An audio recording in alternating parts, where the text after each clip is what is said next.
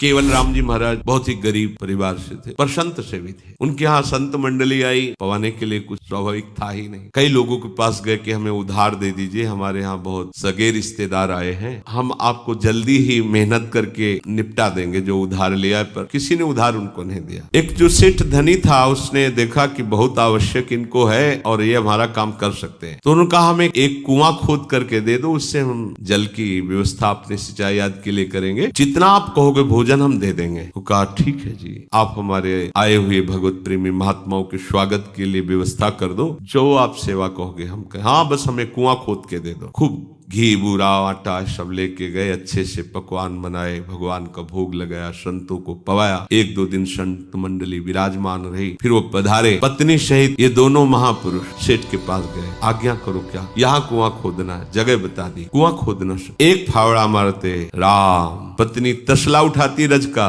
राम। बहुत गहरे गहरे पर जल मिलता था, तो कई हाथ खोदने के बाद बालू वाली मिट्टी आई, खुदाई। अब कोई दूसरा सहयोग देने वाला नहीं था। ऐसे रस्सी में बाल्टी आदि बांध कर नीचे फेंकती, उसमें रज भर देते, वो नाम कीर्तन करते हुए ऊपर घसीटती, वो नाम कीर्तन करते हुए नीचे खोदते। जब बालू के नीचे 10 हाथ खुदाई की, तो जो बालू का पिंड था वो कुएं का फट गया और अंदर रह गए, ऊपर से मिट्टी गिर गई। पत्नी रोई चिल्लाई, लोग एकत्रित हुए, पर उनका भाई इतना गहरा कुआं और नीचे दब गए, ऊपर से कितने हाथ मिट्टी जम गई, वो तो मर गए होंगे। बोले अब खोदना बेकार है, क्योंकि खोदने में भी तो समय लगेगा। वो पुराना समय था ज्यादा, और गरीब आदमी थे, कोई सहयोग देने के लिए। पत्नी को समझा बुझा कर सेठ ने कहा जब कोई आवश्यकता हो भोजन सामग्री ले लेना। पूर दिया गया कुआं, और वो नाम जापक महापुरुष। 1 महीने बाद वहां से राजा की सवारी निकली, तो आवाज आ रही थी राम राम राम। तो भक्त हृदय थे, उन्होंने कहा ये आवाज कहाँ से आ रही? तो उनके अंग पार्षदों ने तत्काल